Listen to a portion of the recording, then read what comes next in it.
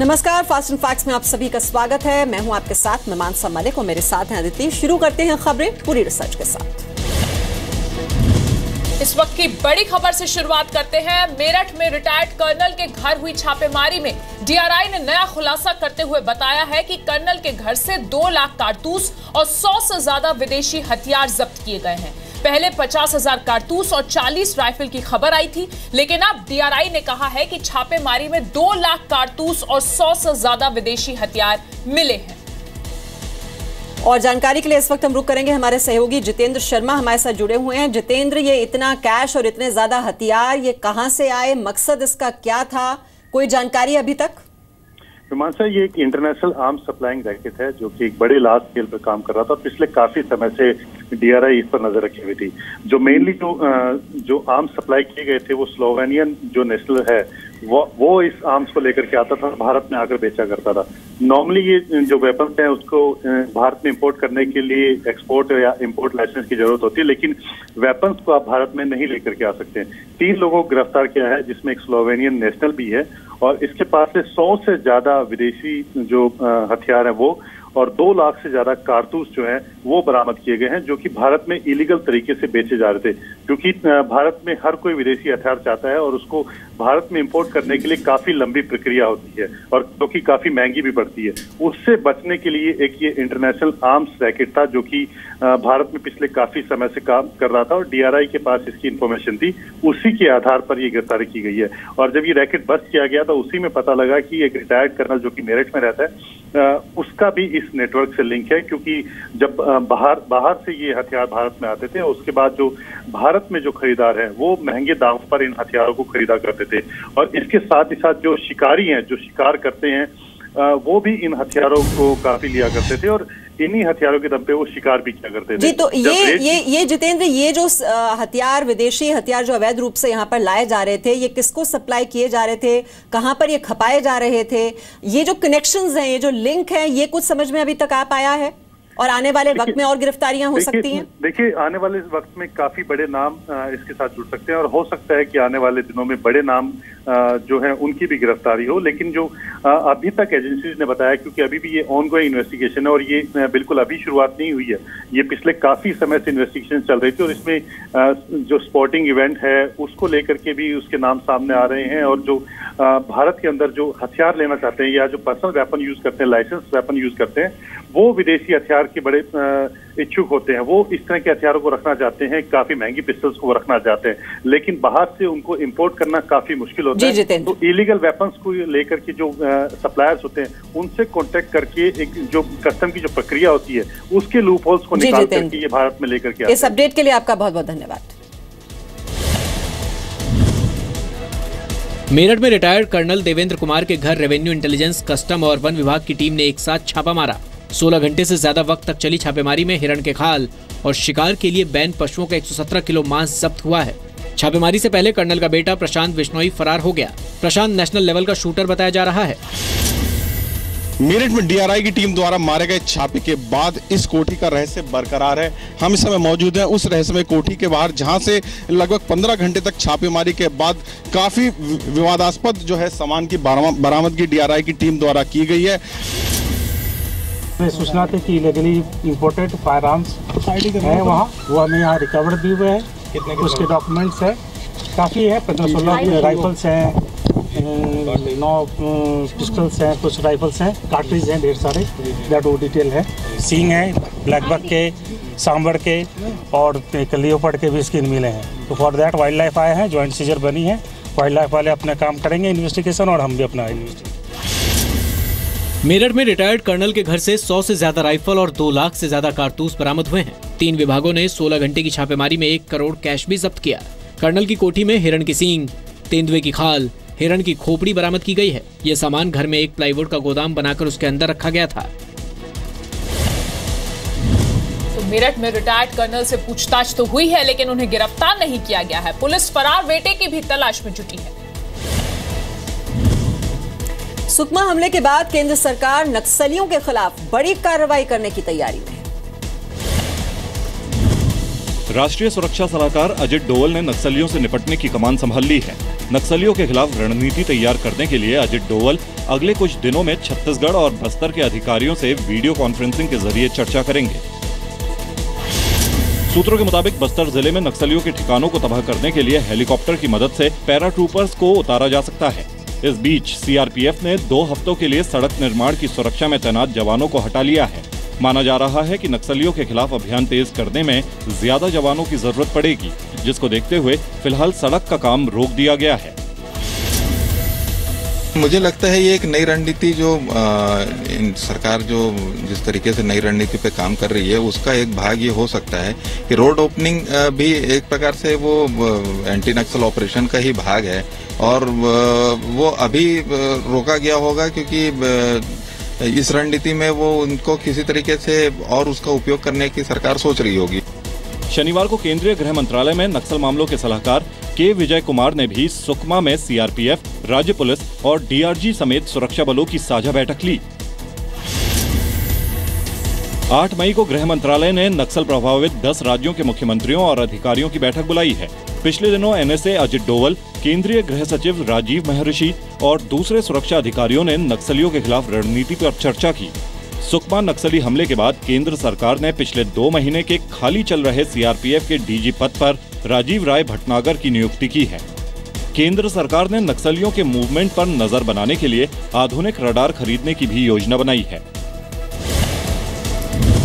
24 अप्रैल को सुकमा में सड़क सुरक्षा के लिए तैनात सीआरपीएफ जवानों पर 300 से ज्यादा नक्सलियों ने हमला किया था, जिसमें 25 जवान शहीद हो गए थे।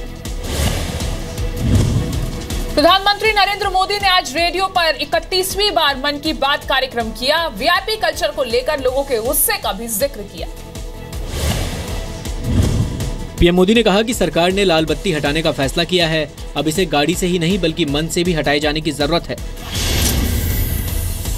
आमतौर पर हमारे देश में वीआईपी कल्चर के प्रति एक नफरत का माहौल है, लेकिन ये इतना गहरा है कि मुझे अभी अभी अनुभव हुआ जब सरकार ने तय कर दिया कि अब हिंदुस्तान में कितना ही बड़ा व्यक्ति क्यों न हो, वो अपनी गाड़ी पर लाल बत्ती लगा करके नहीं घूमेगा।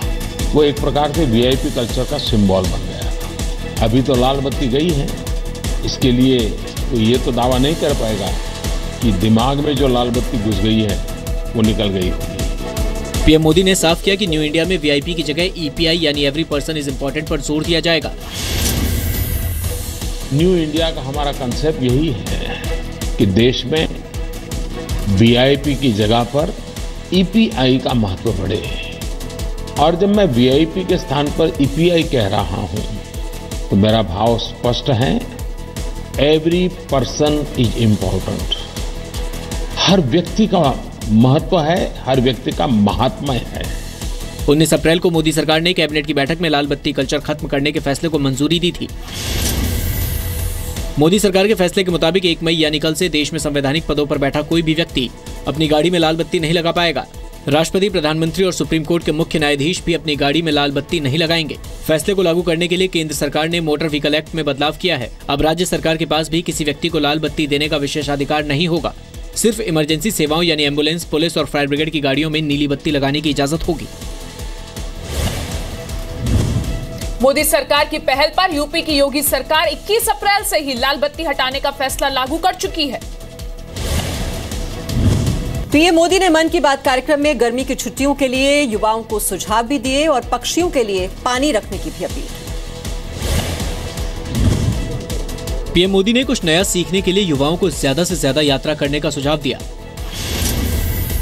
नए नए स्थान, नए नए शहर, नए नए नगर, नए नए गांव, नए नए इलाके, लेकिन जाने से पहले कहां जा रहे उसका अभ्यास, और जाकर के एक जिज्ञासु की तरह उसे देखना, समझना, लोगों से चर्चा करना, उनसे पूछना, ये अगर प्रयास किया तो उस देखने का आनंद कुछ और होगा।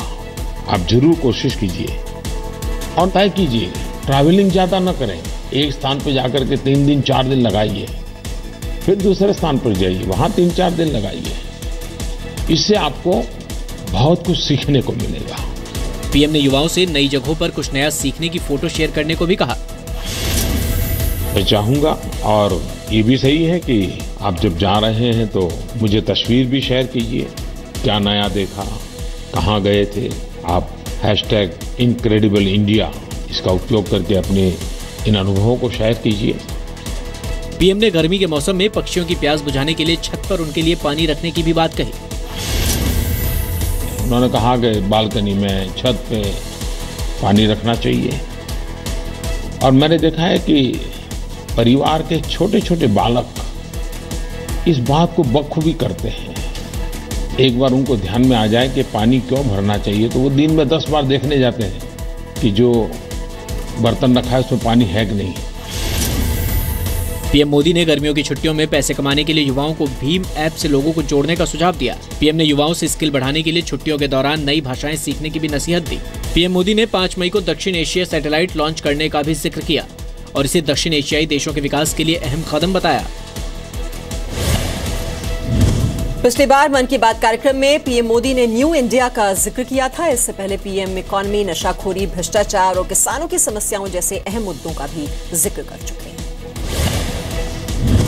उत्तर प्रदेश के मुख्यमंत्री योगी आदित्यनाथ ने दिव्यांगों को बड़ी सौगात दी और चीनी मिलों को कम दामों पर बेचने वालों के खिलाफ कड़ी कार्रवाई का भरोसा दिया।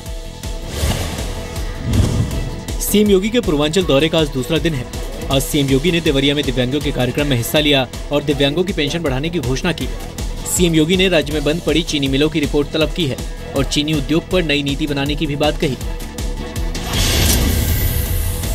उत्तर प्रदेश के अंदर लगभग 9 लाख दिव्यांग जन हैं। अब तक उनको मात्र 300 रुपए की मासिक पेंशन मिलती थी।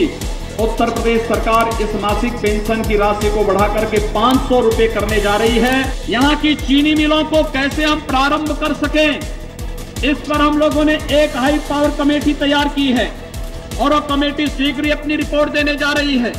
हम उस कमेटी की रिपोर्ट के साथ शीघ्र ही कार्रवाई करते हुए उत्तर प्रदेश के अंदर चीनी उद्योग के पुनरुद्धार की एक नई नीति के साथ आने वाले हैं। सीएम बनने के बाद दूसरी बार गोरखपुर पहुंचे सीएम योगी ने आज दिन की शुरुआत गौशाला में गायों की सेवा के साथ की। उन्होंने गायों को खाना खिलाया और अपने पालतू डॉगी के साथ भी वक्त गुजारा। गोरखपुर दौरे में सीएम योगी ने अपनी सरकार की 1 महीने की उपलब्धियों का जिक्र किया। सीएम योगी ने एक बार फिर 24 घंटे बिजली और अच्छी सड़कों की सुविधा देने का भरोसा दिया। सीएम योगी ने गुंडों और माफियाओं को यूपी छोड़कर जाने की नसीहत दी। जम्मू कश्मीर दौरे के दूसरे दिन बीजेपी अध्यक्ष अमित शाह ने आज भी कई कार्यक्रमों में हिस्सा लिया। जम्मू में बीजेपी के मुख्यालय पर आयोजित कार्यक्रम के दौरान अमित शाह ने एक किताब का विमोचन किया। अमित शाह ने नाजी देशमुख लाइब्रेरी का उद्घाटन किया और लोगों के जीवन में किताबों की अलग जगह बताई। अमित शाह ने पार्टी नेताओं के साथ बैठक भी की और वंशवाद की राजनीति पर हमला बोला। क्योंकि जहाँ तक मेरी व्यक्ति के नाते मेरा सवाल है, मेरे जीवन में से पुस्तक को निकाल लीजिए तो शून्य बचेगा, कुछ और नहीं बचेगा। मेरे व्यक्तित्व के निर्माण में पुस्तकों का बड़ा योगदान है और हर व्यक्ति के निर्माण में होता है। अमित शाह ने राज्य के मौजूदा हालात पर चिंता जताई और खुद को सुरक्षा बलों के साथ खड़ा बताया। बीजेपी अध्यक्ष अमित शाह मिशन 2019 की शुरुआत के लिए जम्मू कश्मीर के दौरे पर पहुंचे हैं। मिशन 2019 के तहत अमित शाह 95 दिनों में पूरे देश का दौरा करेंगे। 25 सितंबर को पंडित दीनदयाल उपाध्याय की 101वीं जयंती के दिन अमित शाह का अभियान पूरा होगा। मिशन 2019 के लिए बीजेपी ने करीब 3.5 लाख वॉलंटियर्स की टीम तैयार की है। इसके अलावा हर लोकसभा सीट में पार्टी को मजबूत बनाने के लिए 600 लोगों को नियुक्त किया गया है। पश्चिम बंगाल, गुजरात, ओडिशा, तेलंगाना और लक्षद्वीप में अमित शाह बूथ लेवल की तैयारियों का खुद जायजा लेंगे। अमित शाह ने जम्मू कश्मीर सरकार में शामिल बीजेपी के मंत्रियों को पार्टी की मजबूती के लिए 15 दिन में 2 बार अपने क्षेत्र का दौरा करने की सलाह दी।